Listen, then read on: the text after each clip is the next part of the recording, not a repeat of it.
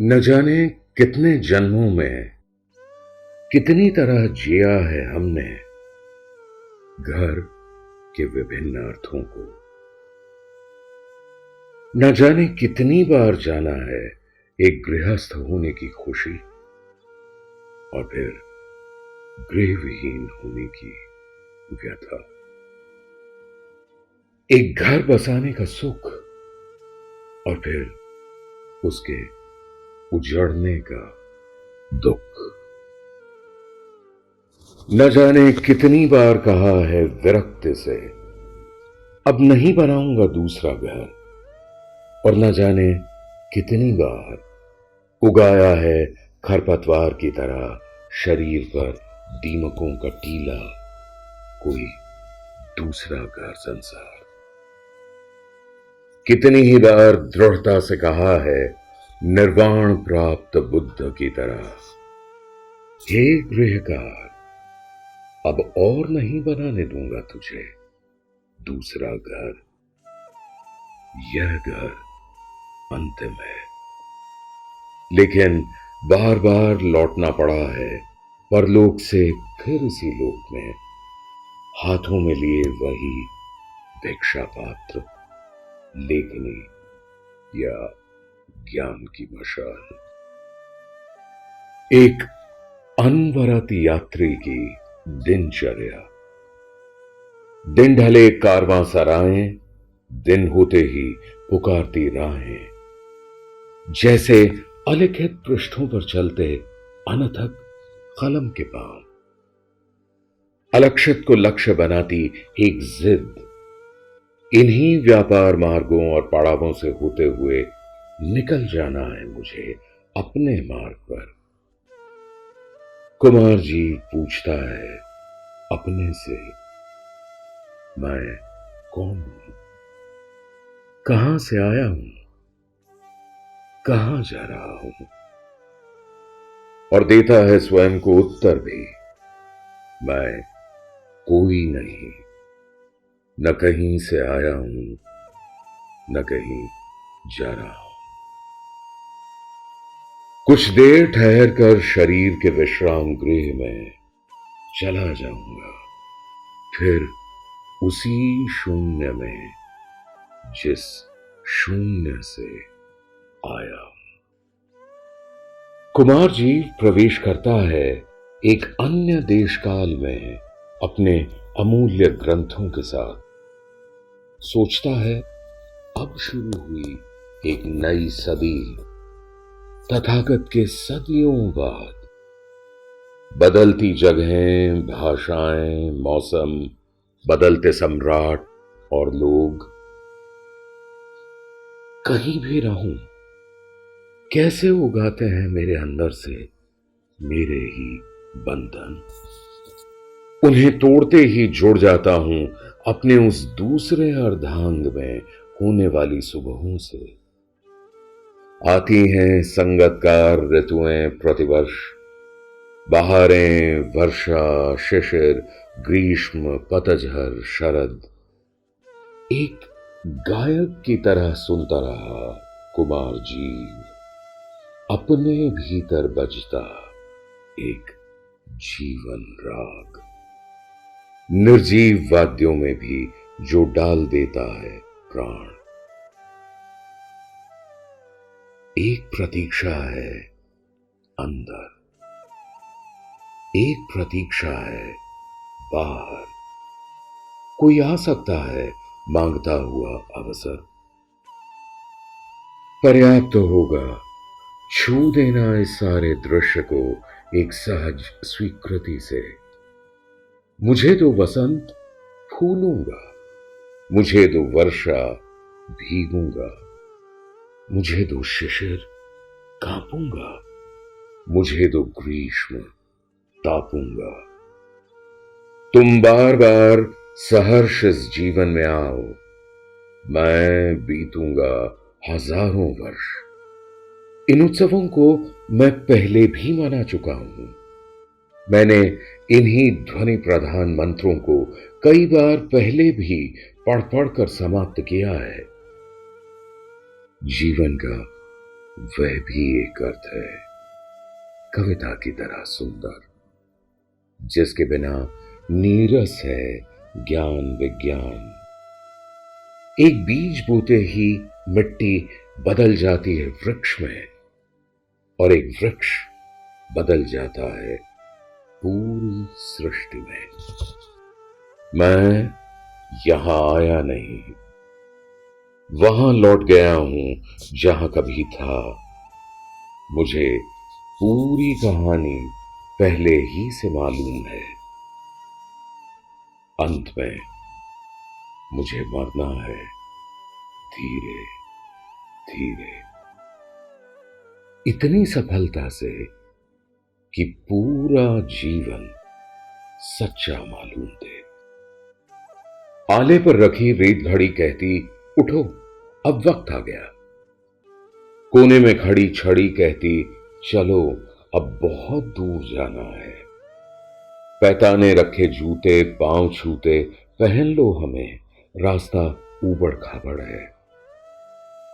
सन्नाटा कहता, घबराओ मत, मैं तुम्हारे साथ हूं। यादें कहती, भूल जाओ हमें अब, हमारा कोई ठिकाना नहीं। सिरहाने खड़ा अंधेरे का लबादा कहता, ओढ़ लो मुझे, बाहर बर्फ पड़ रही और हमें मुंह अंधेरे ही निकल जाना है। एक बीमार बिस्तर से उठे बिना ही घर से बाहर चला जाता। साओसांग मंदिर का परिसर गूंज उठता विदा मंत्रोच्चार की उदास ध्वनियों से। सिसकियों में बदल जाती एक खामोशी। खाली कमरे में जलती है एक मोमबत्ती अंधेरे के विरुद्ध।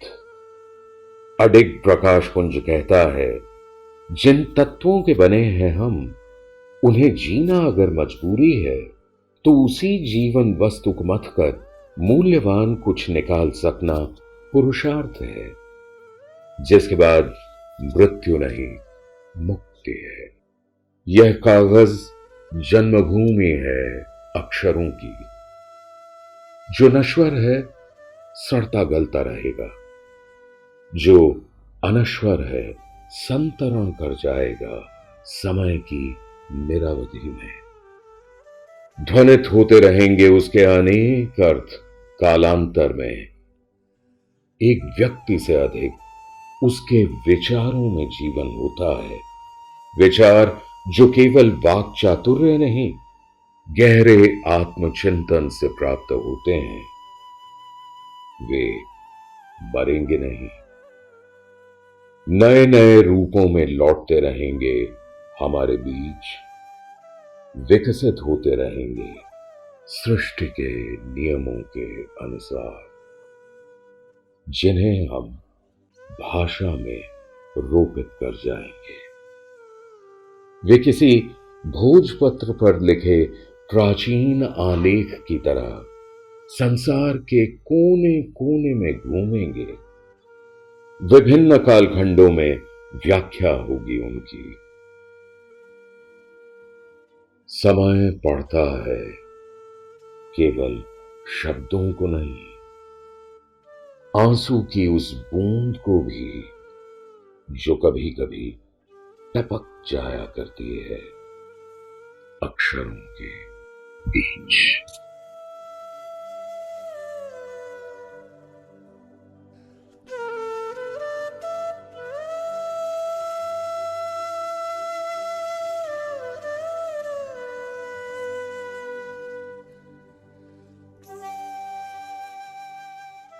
Tathagat and I. Tathagat and I have set out on an immensely long journey over centuries. We shall travel together across many ages. Who knows how many settlements and desolate ruins our path shall pass through. We will not stop anywhere, but keep wandering like the flowing breeze, leaving behind the elegant resonance of few words a few thoughts, footsteps of wandering sages, resounding at the threshold of every hope. Just as trees and plants soak light and air, as send life-giving sap down to the soil, in the same way, the living breath of sacred ideas shall reach down from flowers to the roots. Dispelling the darkness of evil, the fragrance of all that is good shall always spread everywhere, and the colors of joy shall sparkle. We shall be seen wandering together through eternal time, sometimes like the stars, sometimes like the sun. We can always live like Kumar Jiva, just as he had lived like Tathagata, because a Buddha or a Kumar Jiva never dies. A life of ideas can be lived anywhere, at any time, by imagining it in the past or making it a part of our days. Just as Kumar Jiva had found the living message of the Buddha in his own life and times, and just as a man relives his ancestral memories and his sacred traditions by resurrecting them in the present and giving them a new life. The ideas of every devoted seeker, thinker, artist emerge from the beliefs of his age and also reshape them. A creative life that is aware of contemporary times is harmonious with the eternal, the essence of whose thoughts and acts dwell in his being, is a perennial presence amongst us and reappears time after time. I, Kumar Jiva, am a vehicle of Buddha's teachings. I am not only a translator of his discourses, they are the medium for my own teachings. Interwoven with Tathagata's sermons are my own devotional practices. Along with Tathagata, my creative writings, reflecting my own times, shall be remembered even after my death. Just as centuries later, Tathagata's sermons delivered for his own time are alive for me even today. Every single moment I live through time and times. Unlike matter, time cannot be divided. It can neither be broken nor joined like matter. We split time into small fragments only to classify our perceptions, our understanding. I can bring to life in the present any moment in the past, and let other times remain unnoticed, unmarked by consciousness. Only consciousness can revive the dead past. I alone make my past, my ancient or medieval days, my present or future, my own time and place. These moments come to us along the path of our dreams, our thoughts. The present time in which I live has returned after thousands of years. It shall be remembered for centuries after me, sometimes as prehistory, sometimes as ancient, sometimes as medieval history. With courtesy and humility, I invite Tathagata from his days into my time. Like a book, I open his yoke in my own yoke. There is so much that lies hidden under those texts, invisible in the wrinkles of time. When I read a contemporary text, it begins to unravel, and a light completely different from today's glitz and glamour seeps out of the fissures. Every book is a closed door. When I open and enter it, I immerse myself in a spring of words whose source is the language of its age. I realize that I am reborn in an ancient past in some unknown place. My mind and heart are at Jitavan, in the proximity of Shravasti or Amravati, or Sarnath, Sanchi and Patliputra. where in the living presence of the Tathagata, I can sit with Buddhist monks and listen to his teachings. Racing her chariots against the Licchavis, the sound of their wheels competing with each other, the courtesan Amrapalika proudly exclaims, Today, Tathagata will be my guest in Amravan. Courtesan, Lachavati's plead, in exchange for 1,000 gold coins, let him be our guest today. Not even for 1,000 gold coins, she declares, as she pushes her chariot forward. Quietly, discreetly, I return to my own days, to Kucha and the caves of Kizul, in time for the festival of Maitreya, the future Buddha. Home has endless meanings. Who knows over how many lives, how many births and rebirths I have known each of them. Who knows how often I have known the happiness of a householder and then the sorrows of homelessness, the joy of making a home and then the pain of its destruction. Who knows how often I have declared with complete detachment, never shall I make a home again. And who knows how often another earthly home has grown like weeds, like leaves of grass, like anthills around the body. How often have I declared with the firmness of an enlightened Buddha, Hey builder of homes, never shall I allow you to make another home. This home is the last. But I have had to return again and again from the other world back to this one, carrying the same begging bowl, holding the same pen and the same torch of knowledge.